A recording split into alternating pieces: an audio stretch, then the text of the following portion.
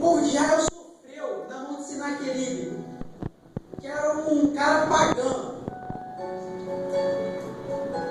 Porque a história vai falar que o povo de Israel estava deixando a adoração para Deus para trás.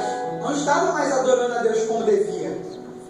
Já tinha entrado no coração do povo a idolatria. Eu pedi só um pouquinho para baixar o fundo, que sou músico, aí eu não consigo raciocinar às vezes. Só um pouquinho, mais um pouquinho. Isso assim está ótimo. Obrigado, querido. É muito difícil com o músico, entra aquelas notas musicais na mente, meu Deus. Então, o povo de Israel tinha se entregado à idolatria, à imoralidade sexual, estava servindo aos outros deuses. Vamos dizer assim, às vezes a gente não se conforma com o que Deus tem falado com a gente não se conforma na direção que Deus quer nos dar, a gente não se conforma com a resposta que Deus nos dá. Por quê? Porque nós queremos fazer o nosso querer. Quem aqui não gosta de chegar lá para o pai e receber um sim? Ou chega para o chefe, eu quero um aumento, o chefe fala assim. Quem não gosta? Todo mundo gosta de receber sim, né? Quem aqui que gosta de receber o não? Receber o não. Não. Todo mundo gosta de receber sim. E tudo estava no controle de Deus. Mas o povo queria fazer o que eles queriam. E Deus não. Deus tinha que permanecer à vontade de Deus. E você vê na história, Ezequias, ele foi sucessor do rei Jeroboão, na cidade de Judá. E Jeroboão foi um rei muito ruim. Por quê? Porque ele conduziu a cidade de Judá à imoralidade sexual, levou as pessoas a adorarem outros deuses. Perdão, irmãos, foi Acais, perdoe. Acais, filho de Ezequias. Filho de... no caso, Ezequias era filho de Acais, isso. E Acais, quem conhece a história, vai ver que Acais era um cara pagão. Ele se casa com uma mulher que não adorava a Deus, a Jeová. Adorava outros deuses. E Acais, ele coloca na cidade de Judá o culto a... Me lembre aí, por favor, o nome do Deus que a mulher de Acais adorava. Esqueci aqui agora. Fugiu da mente. E daí Ezequias pega uma bomba. Agora ele tem que transformar Judá de novo no lugar de adoração a Deus. Ele pega um reino destruído, um reino onde pessoas estão adorando a outros deuses. E daí o que acontece? Ezequias, ele coloca no seu coração de fazer apenas a vontade de Deus. Ele não quer ouvir o que as pessoas estão falando. Ele só quer ouvir a vontade de Deus. Isaías é um profeta que acompanhou toda a história, grande parte da história. Ele acompanhou alguns reis. E ele fala assim, olha, 19, versículo 4. Ele fala assim, olha, ele aconselha Ezequias. O profeta, ele aconselhava os reis. Quem tomava a decisão eram os reis. Os profetas, Deus falava com ele e eles aconselhavam os reis. Então Isaías vai falar assim, olha, talvez, ele fala talvez, porque ele não tem certeza. Por que ele não tem certeza? Porque a decisão não era de Isaías, a decisão era de Ezequias. Talvez, ouça o Senhor, Deus, todas as palavras de Rabsaque. Quem era Rabsaque? Era servo de Senaqueribe. Ele que era o chefe de tropa da Síria, que mandou o rei da Síria afrontar ao Deus vivo, e para insultar com palavras que ouviu o Senhor teu Deus. Ele está falando isso para Ezequias. Faze, pois, uma oração pelo resto que ainda ficou. Olha só, ele fala, faz uma oração pelo resto que ainda ficou. Qual foi o resto? Foi Judá. Foram 46 cidades conquistadas pela Síria. Por que eu estou te contando a história? É importante você saber por que isso aconteceu. E não foi à toa.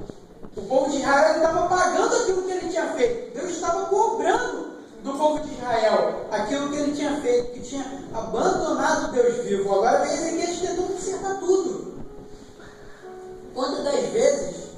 nós vemos problemas nas nossas vidas que foi causada por pessoas no passado. E agora nós temos que colocar na posição de Deus e na direção de Deus e ouvir quem tem experiência espiritual, quem tem intimidade com Deus. Nós temos que saber ouvir nossos pastores. Não é tomar decisão própria. Ezequias, ele vai consultar Isaías. E aconteceu que, ouvindo o rei Isaías, o rei Ezequias, ele vai consultar Isaías. Perguntar: o que eu tenho que fazer? Você que é um homem de Deus, você que tem intimidade com Cristo, com Deus, o que eu tenho que fazer? Qual é a decisão? E ele fala: olha, Deus, ele vai ouvir a afronta que Senaqueribe me fez. Agora você vai ter que fazer o quê? Você vai fazer uma oração pelo resto que sobrou. Qual era o resto? Era a cidade de Judá, só restava Judá. Só faltava a Síria conquistar Judá. E quando você ouve a voz de Deus, quando você ouve a voz do seu pastor, você é feliz. Aquela situação mal resolvida, ela vai se resolver. Aquele emprego que você não conseguiu, você vai conseguir. Aquela vitória, aquele problema que está te afligindo, aquele vizinho que tanto te atormenta, que te afronta, essa situação vai se resolver. Então, lá no versículo 15 do capítulo 19, Ezequiel vai orar diante de Deus e disse, a oração dele era essa: olha, Senhor Deus de Israel, que te assenta entre os querubins. A primeira coisa que ele faz é exaltar Deus. Sabe o que eu aprendo com isso? Você nunca está acima de Deus, você sempre está abaixo de Deus. E abaixo dos seus líderes também. Porque é melhor obedecer do que sacrificar. Tem muita gente sacrificando pessoas dentro da igreja, às vezes, porque não ouve a voz do seu líder, a voz do seu pastor e a voz de Deus. Você tem que saber respeitar hierarquia divina. A Bíblia fala que o pastor é o anjo da igreja. Ele não está aqui à toa, ele não está de brincadeira aqui. Ele está aqui para você obedecer, para você ouvir a voz de Deus. Quando você coloca isso na sua mente, eu tenho que ouvir o meu pastor. Ele falou, porque Deus falou com ele. Deus usou ele para ser bênção na minha vida. Então Ezequiel reconhece isso. E vemos que o povo foi vitorioso, a vitória foi gigantesca. E ele reconhece que Deus está acima dele. E ele se humilha diante da presença de Deus. E ele fala assim: olha, tu és o único Deus. Ele reconhece a unidade divina, o único que é digno de glória, honra e louvor, que é Deus. Ele sabe que o povo estava pecando, o povo estava errando. Mas quem respondia pelo povo era ele. Então ele tinha que tomar a atitude de levar o povo novamente a adorar a Deus. Com o quê? Ele se colocou na posição e Deus fazendo milagre. E assim o povo reconhecendo que Deus estava no controle. E assim o povo se arrependendo dos seus atos e novamente adorando ao único, que é digno de honra, e glória e louvor, que é Deus. Mas o único Deus. Glória a Deus. De todos os reinos da terra. Aleluia, Jesus. Deus, de todos os reinos da terra. Tu fizeste os céus e a terra. Agora ele reconhece a magnitude de Deus e ele reconhece que a criatura está louvando ao Criador. Inclina, Deus, os teus ouvidos e ouve. A gente quer que Deus nos ouça, não é? Não é verdade. A gente olha e bota o joelho no chão. Deus, estou passando por um processo, me ouça. Ouve a tua oração. Deus, estou desempregado, estou precisando, tenho família, tenho que pagar as contas. Deus, trabalho longe, estou precisando de um carro, a condição é muito ruim. Deus, eu preciso. Mas quantas das vezes você parou para ouvir Deus? Você já parou para pensar nisso? Ezequias, ele não fala primeiro ele ouve. Então você tem que ouvir para depois falar. Você não conversa com ninguém só falando, você ouve. E Ei, tudo bem? Como é que você está? Estou bem, graças a Deus. Ei, como é que vai? Você ouve. Então Ezequias, ele chega para o profeta Isaías, ei, quero ouvir qual é a solução que Deus vai dar para o povo de Judá. Aleluia, Jesus. Então primeiro nós temos que aprender a ouvir Deus, para depois falar com Ele. Porque se você só fala, não tem como você ouvir Deus. Deus, ele quer falar contigo, mas você já parou para ouvir Ele? Você parou e falou, Deus, o que o Senhor quer falar comigo? A maior revelação que existe é a palavra de Deus. Tudo que você quer ouvir está aqui dentro. Só você parar e ler ela. Quantas das vezes você parou para ouvir a palavra de Deus? Quantas das vezes você parou para ler? A solução está aqui, está bem perto. Para, tira um minutinho, lê a palavra de Deus, ouve Deus, ora a Ele,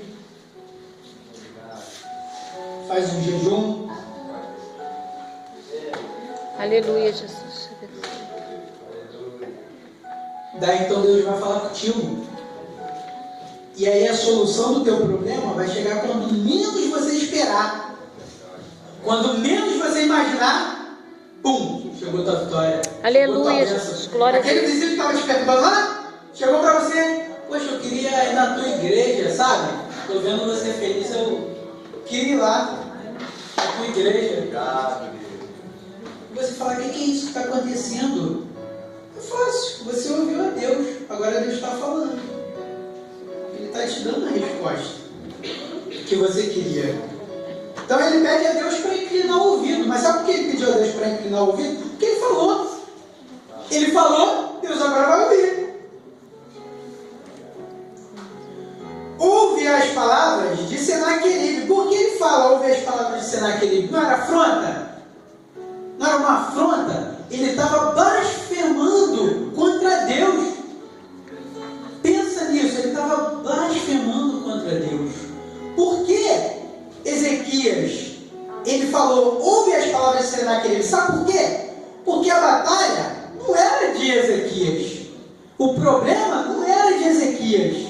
O problema era de Deus. Porque ele tinha falado contra Deus. Não tinha falado contra Ezequias. Ezequias apenas estava ali como um líder da nação e tomando assim as providências cabíveis para falar com Deus. Para se Deus dar vitória ao povo de Judá. Ele fala com Deus, Deus, olha o que Senaqueribe fez. Olha essa situação aí. Muitas das vezes nós nos arrebentamos porque nós queremos tomar guerras nossas. Essa guerra não era de Ezequias. Essa guerra era de Deus, era Deus que ia lutar. Tanto que quem feriu os soldados da Síria foi os soldados de Judá? Não, porque até então Judá estava destruída, Israel já estava quase dominada.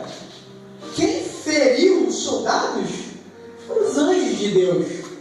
Aleluia. E no outro dia, quando eles amanheceram, foram 185 mil. 185 mil cadáveres. 185 mil mortos. Como está aqui na palavra de Deus. Aleluia, Jesus. Glória a Deus. No versículo 35. Deus, e naquela noite, saiu o anjo de Deus e feriu no acampamento assírio. O que é um acampamento? Um acampamento é um lugar onde se localizam os soldados de uma tropa. É um lugar onde fica concentrado todo o exército da nação. E o anjo de Deus feriu no acampamento assírio 185 mil homens. Em uma noite só. Deus só precisou de uma noite para ferir 185 mil soldados que iam contra a palavra de Deus. Pessoas que iam contra a Jeová. Pessoas que iam contra ao Deus de Israel. Aleluia. Deus precisou de uma noite.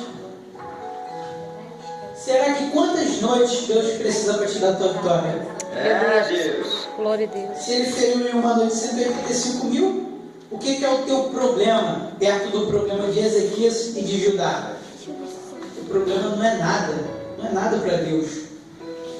Mas para o teu problema se resolver, a situação está aqui, olha. Ezequias foi lá, consultou a Isaías, que era o profeta. Isaías deu a solução para ele. Ora a Deus, fala com Deus. E ao se levantarem pela manhã, eis que todos os feridos eram corpos mortos. Quer dizer, 185 mil mortos. E Deus deu a vitória a Judá. Aleluia. A Ezequias. Bendita a Ezequias sabia da situação do povo, mas ele também sabia que ele era um líder. E ele que respondia pelo povo. E Ezequias agora propõe no seu coração de obedecer somente a Deus e fazer o que é reto diante dos olhos de Deus. E ele vai tentar recuperar a moral de Judá, porque a moral estava baixa. Senaqueribe todo dia vinha ali, ó, cutucando. Só que ele não sabia que ele estava cutucando a onça com vara curta, porque Ezequias estava na direção de Deus, estava no temor, estava ouvindo a voz de Deus. Aleluia, Jesus. Meu irmão, aprende uma coisa aqui agora. Quando você se coloca na posição de Deus, quando você se coloca na vontade do Eterno, glória a Deus. não há quem possa impedir a tua vitória. Problema algum vai atingir. Doença alguma vai ficar em você. Você vai chegar a sua cura. O que você precisa vai chegar. Aleluia, Deus. Aleluia, Jesus. Glória a Bendito é o Deus. teu nome. Glória a Deus. Obrigado, glorificado é o teu nome. Jesus amado, Pai. Muito obrigado. Daí então, o que acontece com Senaqueribe? Então retirou-se Senaqueribe, rei da Síria, e habitou em Nínive.